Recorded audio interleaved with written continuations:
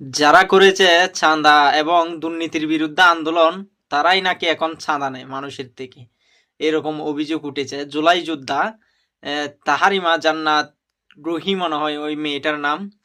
তো ওই মেয়েটা কিন্তু জুলাই আন্দোলনে সবার আগে আগে ছিল।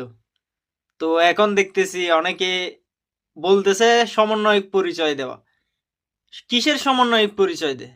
সে জুলাই আন্দোলনে সবার আগে আগে ছিল, সবাই দেখেছে, ভিডিও আছে সে মেয়েটার। শুধু পরিচয় নয়, সে অবশ্যই সমন্বয়ক একজন। সমন্বয়ক অবশ্যই, পরিচয় নয় শুধু। সে সবার আগে আগে ছিল জুলাই আন্দোলনে। তো ওই মেয়েটা আজকে গ্রেপ্তার হয়েছে, কারণ তার বিরুদ্ধে অভিযোগ উঠেছে চাঁদাবাজির। বিভিন্ন জনকে মামলা দেওয়ার অভিযোগ, প্রলোভন দেখিয়ে তারপর টাকা আদায় আদায় করতো, এরকম কিছু চাঁদাবাজির অভিযোগ উঠেছে মেয়েটার বিরুদ্ধে। তার একটা টিম আছে, টিমের বিরুদ্ধে। তো মেয়েটাকে গ্রেপ্তার করা হয়েছে। দেখা যাক মেয়েটা কি সত্যিই চাঁদাবাজি করেছে, চাঁদাবাজির সাথে লিপ্ত ছিল। এটা প্রশাসন সঠিক তদন্ত করলে বের হবে।